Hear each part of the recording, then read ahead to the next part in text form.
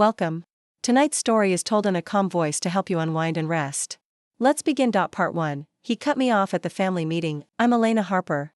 I'm 28, and for most of my adult life, I've been the daughter who blends in. Not the favorite, not the rebel, just acceptable. I worked quietly, dressed tastefully, smiled at the right moments, and never caused waves. My family is loud, successful, and male-dominated, full of raised voices, handshakes that feel like battles, and dinners that feel like boardroom ambushes. My father, Charles Harper, is the center of it all, a sharp-suited patriarch with a voice like a judge's gavel and a gaze that can reduce executives to stammering boys. He built Harper Group from the ground up and made sure everyone knew it. My older brother Jacob was groomed to take over from the moment he could sign his name. I was the charming one, the one who could marry well, the one with the soft touch. Translation: the one they didn't take seriously. I didn't mind at first. I had my own path. I studied quietly, interned where no one saw me, got my MBA with honors while they barely noticed. And while my father and brother played empire, I listened. I observed. I learned how they did business, and more importantly, how they made mistakes. Then one day, the cracks showed. A deal Jacob pushed through fell apart spectacularly: lawsuits, bad press, a CEO fired, and whispers about insider missteps. My father stood by him, of course. But behind closed doors, I started getting messages from board members. Just curious what your take is, Elena. You always had an eye for strategy. They didn't want to say it out loud, yet, but the company needed help. And I was ready. I didn't swoop in. I waited.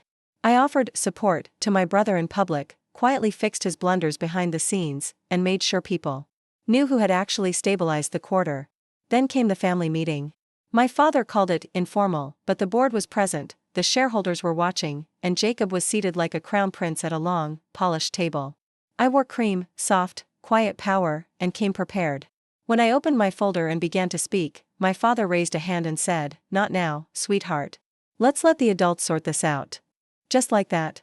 A sentence so calm it lit something inside me on fire. I looked around the room. Some of the men smirked. One of them, Mr. Fawcett, I remember, actually chuckled. My hand didn't shake. I simply turned to my assistant, a brilliant woman named Joy, standing quietly near the espresso bar, holding my tablet. I said, "Joy, would you mind?" She nodded, stepped forward, and tapped a single line on the screen. It linked to the revised board approval document that had been signed, discreetly, but legally, giving me proxy control in case of continued mismanagement. She didn't say much. She didn't need to. But she did say it clearly enough for the mic to catch it. As of this morning, the board recognizes Elena Harper as interim CEO. The silence was perfect. Still. Beautiful. My father didn't blink at first. He didn't speak. Jacob stood up like he was about to yell, but Joy handed him the hard copy with a smile and said, "You'll want to read section 7B carefully." That was the moment it shifted. The moment the room realized I wasn't the quiet one. I wasn't the charming one. I was the one who'd been underestimated, overlooked, and quietly positioning every single piece for this exact moment. And I was done being cut off. Jacob didn't read section 7B right away. He stood there, puffed up and red-faced, still clinging to the illusion that this was some kind of mistake, some stunt. "Dad," he said, his voice tightening, like he thought Charles could wave this all away with a barked command. But my father just sat there, silent. Not stunned, calculating. I know that look. It's the same one he used to wear when negotiating hostile takeovers. I saw the flicker of something cross his face, a moment of realization that this wasn't a bluff, that everything I'd done had been deliberate. And worse, legal. "You blindsided us," he finally said. His tone was low, dangerous, like a warning shot across the table. "I followed protocol," I answered. "I consulted with board advisors. The vote was carried privately, per clause 4.1b, which, I believe, you signed into governance last year. Remember? To prevent emotional decisions in moments of crisis." That line was for Mr. Fawcett. And he knew it. Because that clause was originally designed to block me. My father said nothing. Jacob scoffed and muttered, "So you're what? Just gonna sit in the big chair now?" I didn't look at him. I looked at the table. At the company name embossed in the center. At the room full of men who had ignored me for years. "No," I said calmly. "I'm going to rebuild everything. You two almost destroyed." That's when Joy stepped forward again and handed each board member a sealed folder. Inside, my 5-phase restructuring plan. Risk analysis. Financial recovery modeling. Departmental shifts. And one final letter from our legal counsel affirming the chain of authority. The silence turned into tension. Papers rustled. I scanned. Charts. A few looked up at me with something I hadn't seen in years: respect. One of them, a man named Kendrick who once told me I asked too many questions for a girl, nodded. Actually nodded. That's when Jacob lost it. This is insane. She's not ready for this. She's a PR move in a dress. His voice echoed too loud. Joy calmly moved to stand beside me. Not in front, beside. Equal height. Equal presence. And that, somehow, made him angrier. I didn't flinch. I didn't rise to it. I simply turned toward him and said, I've cleaned up your messes for 3/4, Jacob. You're welcome to contribute, but if you so much as touch a report, without clearing it through me or Joy, I'll file a motion to suspend your voting privileges.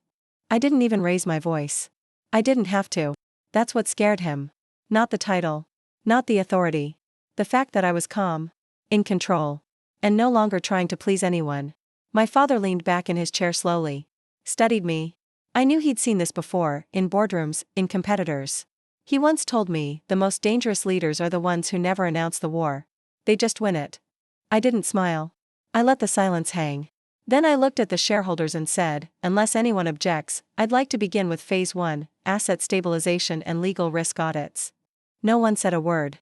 Not even Jacob. No one objected. Not even my father. That told me everything I needed to know.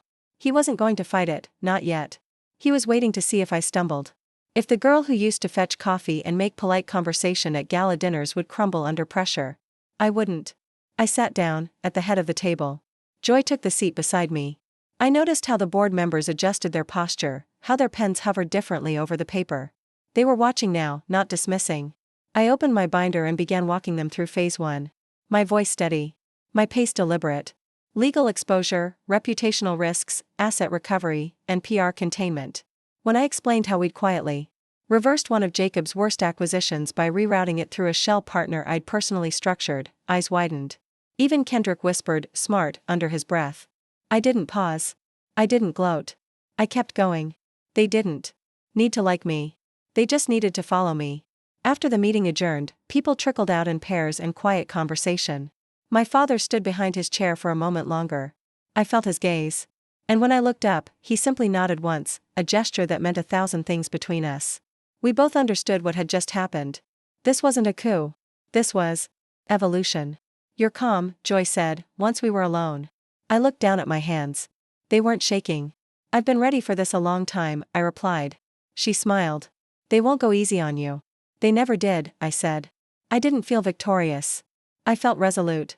Like someone who had waited for the door to open, only to realize she'd carried the key the entire time. The office was quiet now. The table empty. But the seat at the head, mine now, was still warm. And I intended to stay in it. This was just the beginning. Elena just took the head seat, and she's not giving it up. But in part 2, old power doesn't die quietly. Her father starts moving pieces behind the scenes, and someone she trusted may not be on her side after all. Stay with us, the real game is only beginning. Part 2, the quiet war. The shift wasn't immediate, but it was unmistakable. The first week after I became interim CEO, the office felt like it was holding its breath. Every greeting was cautious, every email triple-checked. Even the ones who congratulated me did it with that tight smile, the kind you use when you're trying to guess if someone just won the lottery or stole it. But I didn't flinch. I came in early. I stayed late. I scheduled meetings with every department head, not just to talk strategy, but to listen. Really listen. I asked what was broken. What was buried. What everyone was too scared to say when Jacob was in charge. And they told me. Some of them cried. Some of them vented. One woman, Marta in logistics, said quietly, no one ever asked what I thought. Not once in 12 years. I thanked her. I meant it. Then I moved fast. I shifted deadweight execs into consulting roles. I gave risk compliance a direct line to my desk. I opened up profit-sharing discussions. And most importantly, I made Joy my chief operations officer. It raised eyebrows. A few board members called it hasty. But they didn't know what.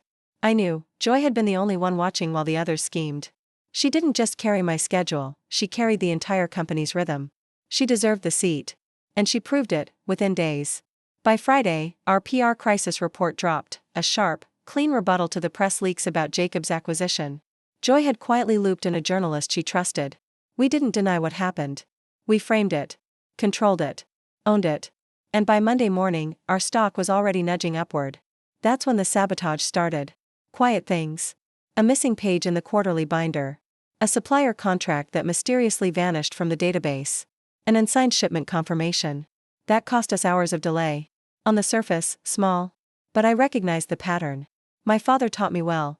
When he couldn't control a system, he'd let it bleed until people begged for him to take it back. So I checked the access logs. I didn't accuse anyone. I didn't make noise. I just watched. That's when I noticed something off about the IT terminal sign-ins. Someone had been logging in from the West Wing boardroom after hours, a room no one had clearance for since the restructuring. I ran the security footage. And what I saw made my stomach twist. It wasn't my father. It wasn't Jacob. It was Tasha. My father's longtime executive assistant. She'd smiled in every meeting. Offered me espresso like always. Congratulated me the day I stepped in. And there she was, entering the room with a security fob I never authorized. I didn't show it to anyone. Not yet. Instead, I called Joy into my office and said, schedule a private meeting with Tasha. No notes. No observers. Joy raised an eyebrow but nodded. Then she asked, you think she's working for your dad? I stared at the city lights outside the window for a long time. I think she never stopped. Tasha arrived exactly on time, wearing her usual soft pink blouse and pearl earrings, the same outfit she'd worn to the announcement meeting when I was named interim CEO. It was almost symbolic, and I wondered if she knew that. Joy let her in without a word and closed the door behind her. I didn't offer coffee. I didn't ask her to sit. She sat anyway. Crossed her legs. Folded her hands. Calm, composed, almost too composed. I know what you're going to say, she began, her voice level. Do you? I asked, not pretending to smile. She nodded. You think I've been helping Charles? Undermining you? Spying? She looked me in the eye. And you're right. Just like that. No denial.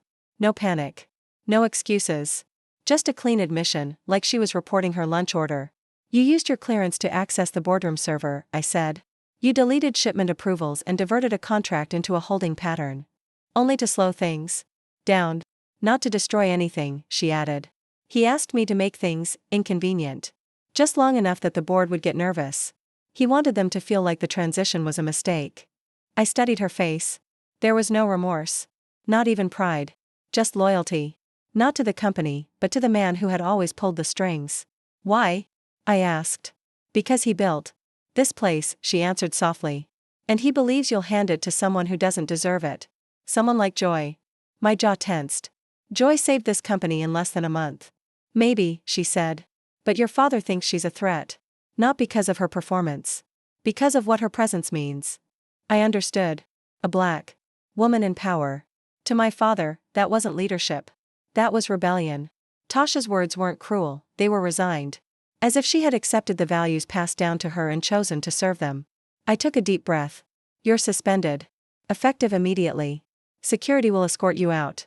You'll receive severance equal to your tenure. But if I see your name on a single document, call, or file path again, I will personally file an injunction. She didn't blink. She simply stood and said, he's not done. Neither am I replied. After she left, I turned to Joy, who'd been watching through the glass. She came in and sat without a word. We're going to need a new firewall protocol, I said.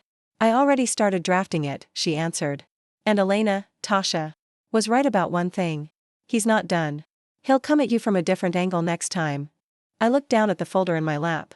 It was the first phase of my long-term transition plan, the one I hadn't shown the board yet. The one that didn't just stabilize Harper Group, but rewired its entire structure.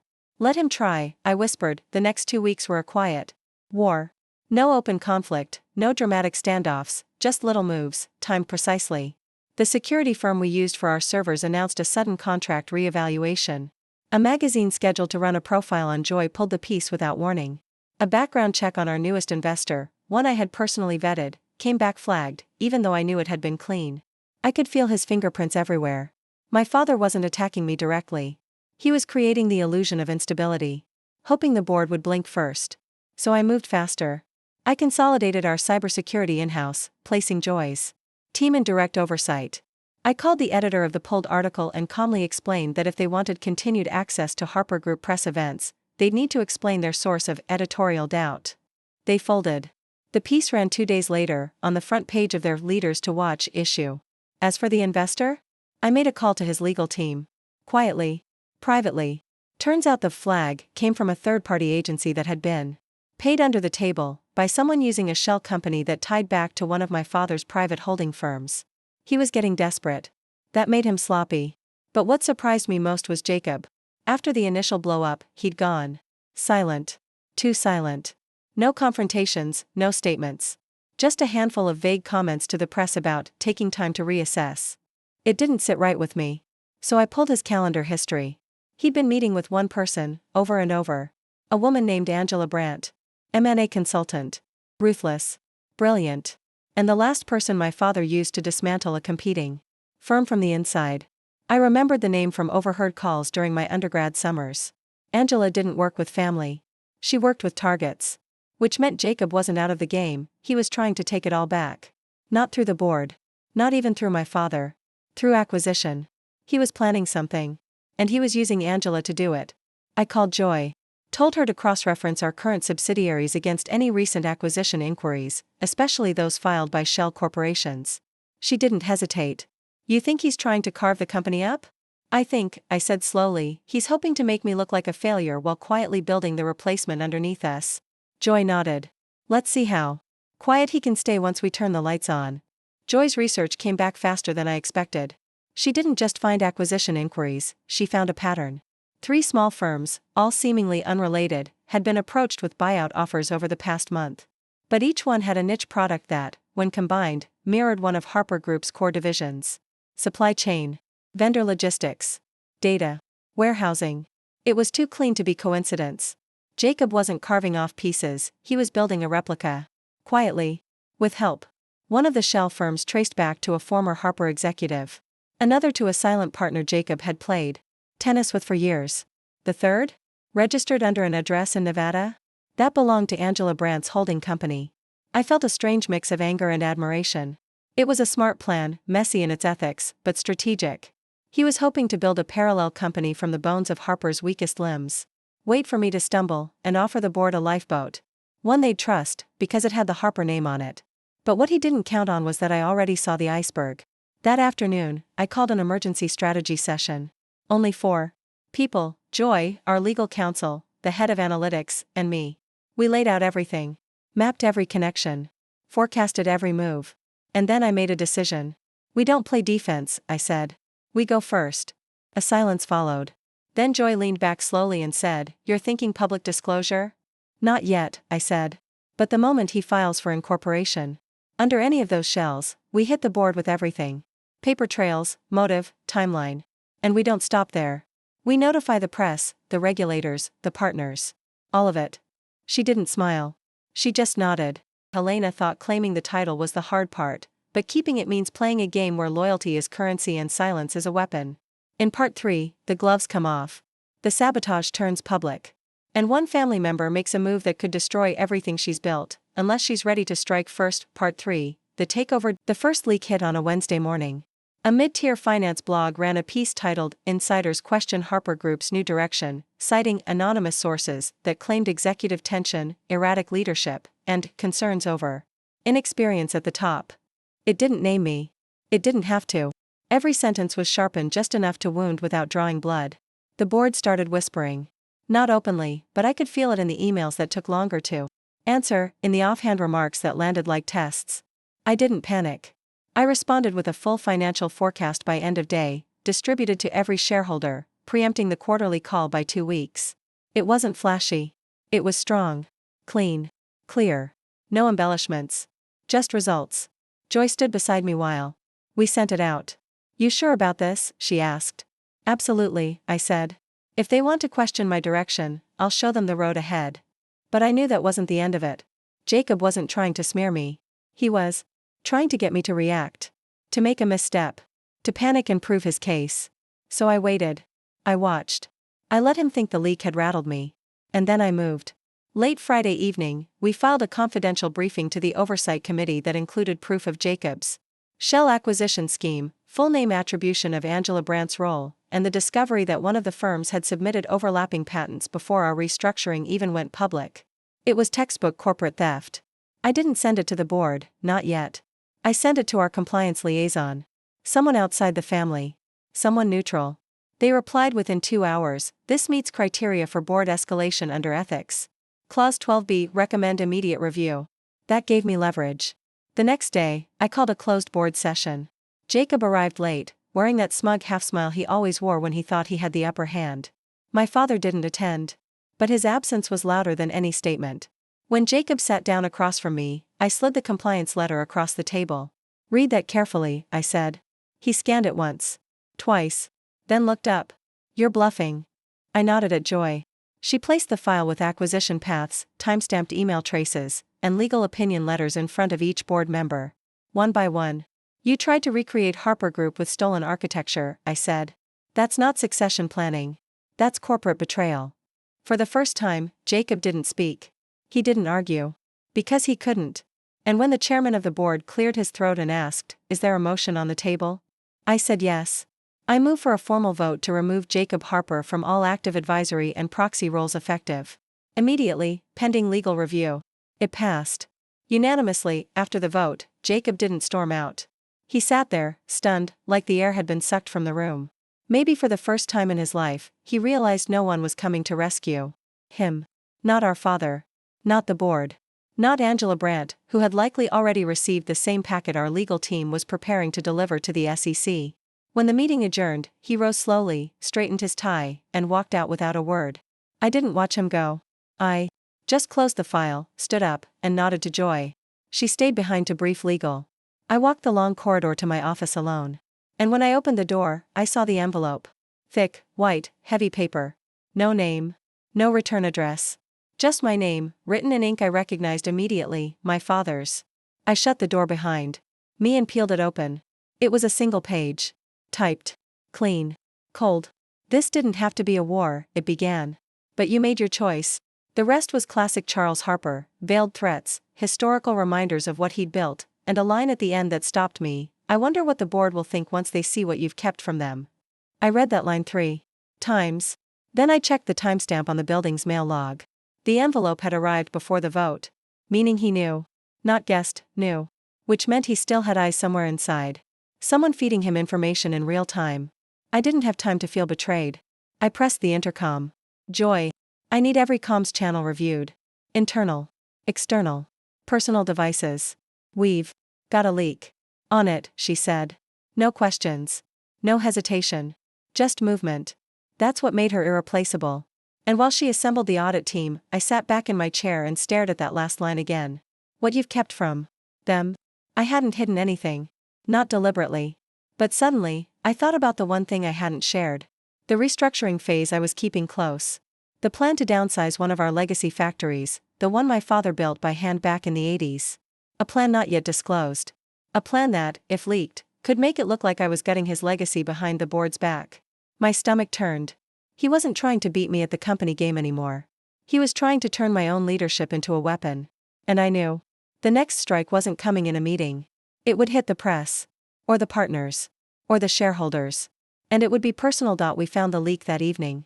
Not through emails or devices, but through access logs tied to a former IT technician who had resigned 6 months ago. Only he hadn't. He'd been rehired as a contractor under a third-party vendor name. No one flagged it because the hiring team assumed he was part of the cleanup crew during the office renovation. But his badge had full clearance. Joy tracked the access reports. The day before the leak, he had been on-site for network testing and plugged into a legacy terminal in the East Wing server closet, a forgotten backup system that still had admin privileges on our internal draft folder. That's where the factory closure memo had been saved. Not sent. Not shared. Just saved. And that meant someone, my father, had been looking for it. I gave the order personally. Security pulled the contract. The vendor was blacklisted. Legal was already on the phone with data protection. But it didn't matter. The next morning, the leak hit the press. Harper's CEO plans to shutter historic facility built by founder. Accompanied by photos of the factory in its prime, interviews with laid-off former workers, and a long, poetic quote from my father about legacy, sacrifice, and what real leadership looks like. They were smart about it. The article never blamed me directly. It just let the facts twist themselves. I was cast as the corporate daughter gutting her father's work. A takedown by implication. I stared at the screen, reading it twice before saying anything. We respond? Joy asked from across the desk. No, I said. We don't feed it. But that didn't stop the calls. That afternoon, two board members requested a meeting. One partner paused a pending deal. And the whispers began again. This time from inside. She's pushing too fast. She doesn't respect the past. She's too cold. I wasn't surprised. I'd expected it. What they didn't know, what no one outside my inner circle knew, was that the factory wasn't being shuttered out of ambition. It was being shut down because the ground beneath it had failed environmental inspection. A sinkhole. Years of quiet erosion. If we hadn't moved quickly, the foundation could have collapsed and taken lives with it. My father had known. He'd seen the report before I took over. And he'd buried it. Because to him, shutting that place down would have felt like admitting he'd built something that couldn't last. I wouldn't let him rewrite that story. Not on my watch. The next board meeting was scheduled for Thursday. I moved it to Tuesday. No warning. No explanation. Just a calendar update titled Executive Urgency. I didn't wear red or black this time. I wore white. Clean. Sharp. Unapologetic. As the board gathered, murmuring among themselves, I walked in last, holding a thick folder under one arm. Joy followed behind me with the portable monitor. When I reached the head of the table, I didn't wait for silence. Before we begin, I'd like to address the article. A pause. Then I placed the folder down. It was based on a leak. A breach. Not just of confidentiality, but of integrity. I motioned to Joy, who tapped the monitor. One by one, the access logs, contracts, and hidden connections flashed on the screen. Jacob's involvement. Angela Brandt's holding company. The technician. The shell vendors. Every string. Every lie.